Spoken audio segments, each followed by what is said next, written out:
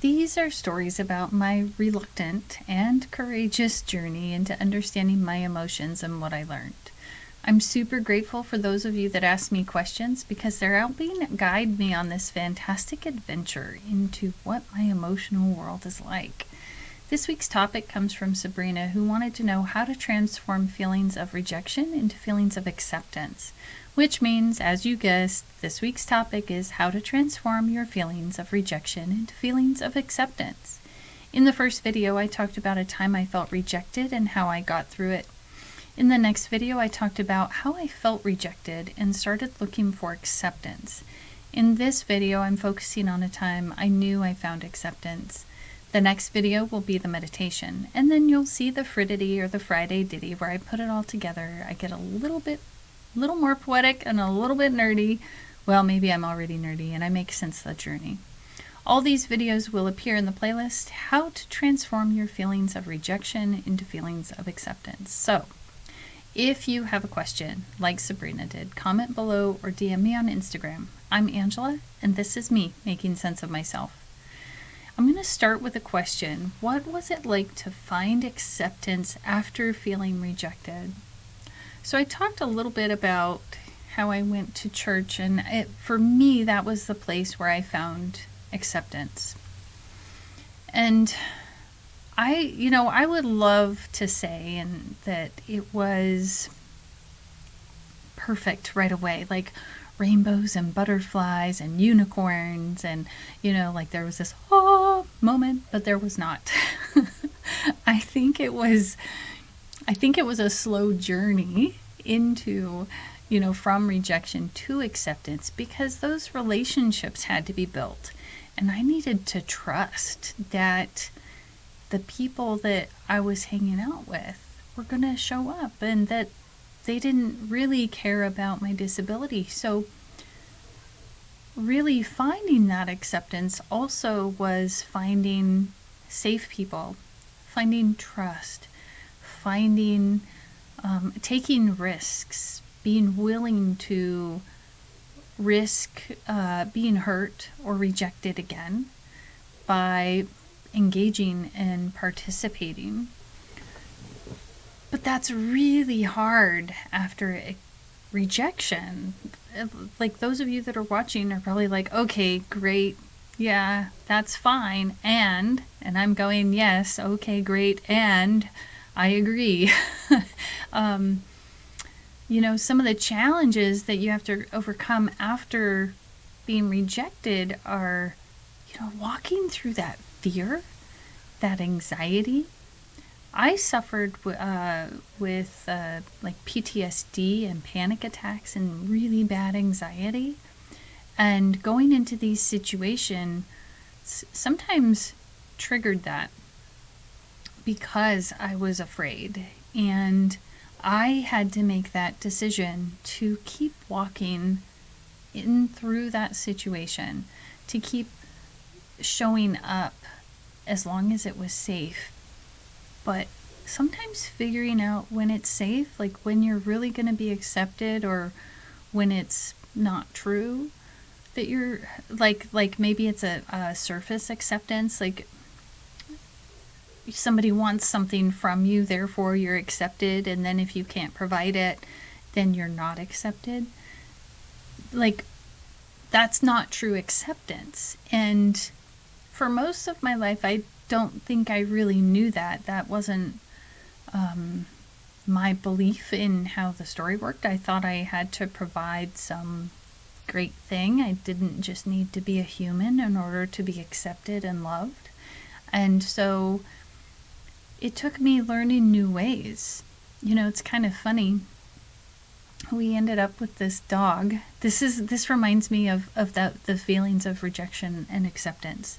So we ended up with this dog that had been one of our upstairs neighbors, and I love her to death. She's my dog. And she was going to be a fear biter. And some of the things I love her. I loved her then, I love her now.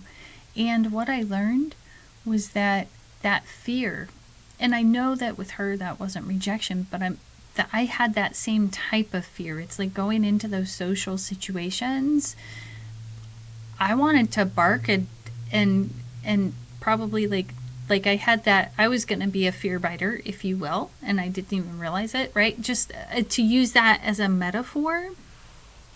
But she was going to be this fear biter, and I remember just loving her. So when she would get anxious or upset, I would just like look in her eyes and love her.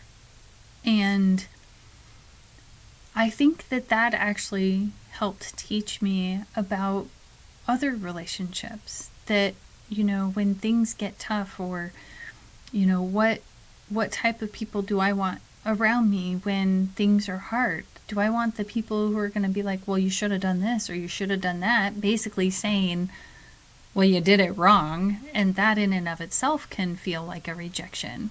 But I wanted to be around people that were going to look at me and go, oh, that's hard. How can we, do you need anything? Or do you just want me to sit here and be with you? Or do you just want to play a game?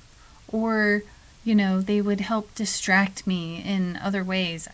And I don't even know if we consciously or if they consciously made those decisions. But I also learned to ask for help, and I learned to communicate. Like, hey, I heard this and I'm feeling this way, and I really want to feel this way.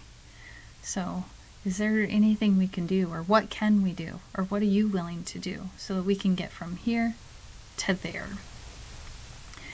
And but I think ultimately walking through those challenges and working on noticing that I was feeling fear when I was walking into those challenges, noticing when I was feeling that peace with the people I was around, and noticing what I was thinking.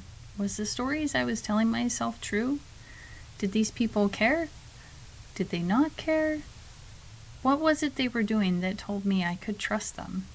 Because those types of people are out there, and it can be hard to find, especially when there's been what to me was trauma, all of those situations, one on top of the other.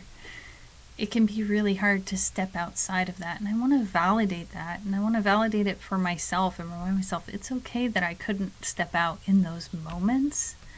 It's okay that I had to walk through that fear. I'm so glad I did. And it's okay that I needed hope, that I just had to hang on to that hope that things were going to get better. So when did I know that I found that acceptance? I think, you know, what's coming to mind is a moment, and I was sitting in my apartment with my friend that I met at church, and it was a nice sunny day, and we were just chit-chatting, and it was all good. There was nothing that I needed to worry about, and I just felt loved.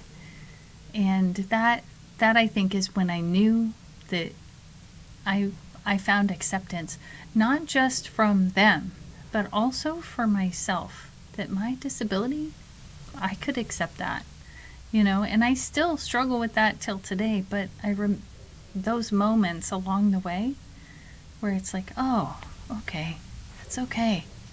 Actually, I might accept my disability more than I realize sometimes, because another situation popped up in my brain. You know, sometimes people are like, oh, you should do this or do this, and imply that I need to be better, and I've done everything that's possible. But like, I remember looking at this person and saying, but what if I'm perfect just the way I am? What if you don't need to change me? What if that's left up to the God or universe or whatever? And I think in those moments when I can say those things, that's when I accept and love myself. And in those moments where I'm feeling rejected and I can accept that, that is also a form of accepting and loving myself, where I am in that moment. So I would love to hear from you. When was a time you felt accepted? If you're brave, when was a time you felt rejected, and how did you get to acceptance? And send that to me. I want to have another map to go by. These videos will be located in the playlist How to Transform Your Feelings of Rejection into Feelings of Acceptance. I'm Angela, and this is me making sense of myself.